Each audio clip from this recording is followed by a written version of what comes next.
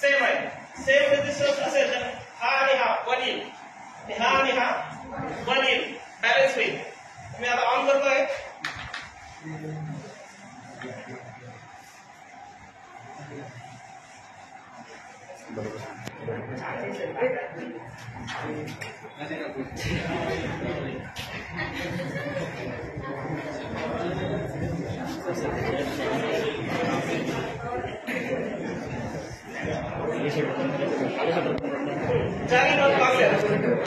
आता याच्यामध्ये पॉईंट आहे, रेजिस्टन्स सेम आहे, बॅलन्स कंडिशन असेल तर आयजी 0 असतो, जो मधून करंट जाणार आहे तो 0 असतो. हे व्होल्टेज आणि हे व्होल्टेज सेम राहील. म्हणजे आता मला चेक करायचं करंट 0 कसं, तर हा बल्ब जर मी ह्या दोन पॉईंट मला जोडला की हा बल्ब लागला नाही, जर लागला नाही तर याचा अर्थ याचं व्होल्टेज आणि याचं व्होल्टेज सेम, करंट जाणार नाही. जर हा बल्ब मी तिथे जोडला या दोन पॉईंट मध्ये बी आणि डी मध्ये, आणि हा बल्ब जोडतोय पॉईंट डी आणि बी हा आहे, बल्ब जोडला, लागलाय का नाही का, बल्ब समोर जोडला, हे बघा दोन्ही पॉईंट जोडले, नाही लागला, करंट फ्लो होत नाही. ठीक आहे, क्लिअर. आता व्होल्टेज अगोदर मी एकाच वायरला टच केलं होतं, त्यावेळेस मी जमिनीला टच होतो.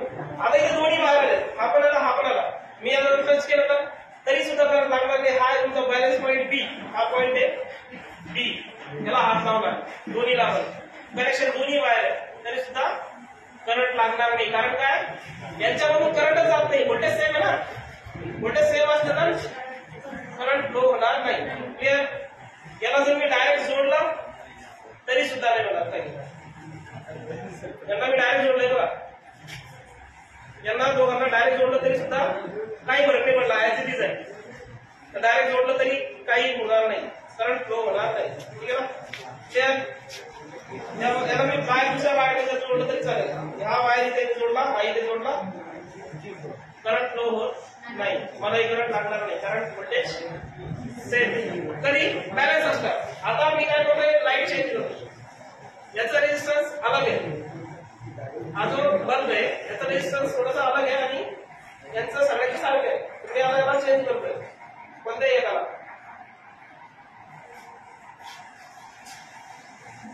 आता बॅलन्स नाही. ठीक आहे, कारण आता एक रेजिस्टन्स बदलला, एक रेजिस्टन्स बदलला तर बॅलन्स राहणार नाही. यांच्यामध्ये एक जरी बदलला तर बॅलन्स येणार नाही. मी आता जर जोडला तर थोडासा लागायला पाहिजे, कारण व्होल्टेज कमी होतं, पण थोडंसं त्याचं स्लो झाला पाहिजे. याला रेजिस्टन्स खूप कमी आहे, याला तुम्हाला त्याची व्हॅल्यू चेंज होते, मला तो ब्राईट होत आहे, दिसला का, एक डीम होतोय, हे होतंय. पहिले झालं होतं ना, कारण जो करंट अगोदर असं चालला होता सेम करंट चालला होता. आता काय होतंय, याच्यामुळे थोडंसं करंट बदलत आहे आणि मी आता हात फिरवत होतो, आता हात लागला मला शॉक लागला, कारण बॅलन्स नाही आहे. एखादा म्हणून लावा तर इथे चेंज होतं, डीम होतं एखादा नाही, हा एक ब्राईट जास्त आहे, आता लावताच कमी झाला, तो ब्राईट झाला, कारण करंटची व्हॅल्यू चेंज होते. इकडनं झालाय, इकडनं गेला तिकडून I1 मायनस I2, तिकडून करंट कमी होईल, तिकडून करंट वाढेल, तर हा कमी होईल, डीम होईल, हा ब्राईट होणार. क्लिअर. डाऊट असेल विचार. ठीक आहे, एवढा एक्सपेरिमेंट होता, दोन कन्सेप्ट क्लिअर केलाय. हवेमध्ये जरी असेल तर तुम्हाला करंट लागणार नाही, जमिनीमध्ये कॉन्टॅक्ट नसला तर, जमिनीसोबत कॉन्टॅक्ट नसेल तर करंट लागेल. आणि इथे हे दोन पॉईंट, हे खूप महत्वाचं आहे. इथे पोटेन्शियल हे जर कळालं तर पुढे तुम्हाला मीटर ब्रिज आहे, दोन आणखी इन्स्ट्रुमेंट आहे पुढे, ते डिराईव्ह करायला सोपं होईल. की दोन पॉईंटचं व्होल्टेज सेम असतं, डायरेक्ट जोडलं तरी काही होणार नाही.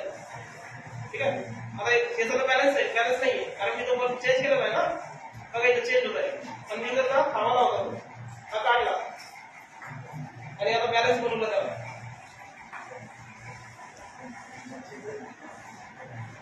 आता बॅलन्स झाला. आता टच केलं तरी काही फरक पडत नाही, बघा स्टार्टिंग होतो ना, कारण व्होल्टेज सेम, त्याला हात पण लावून. ठीक आहे, ठीक आहे. काय डाऊट असेल तर डाऊट विचारा. काय डाऊट आहे?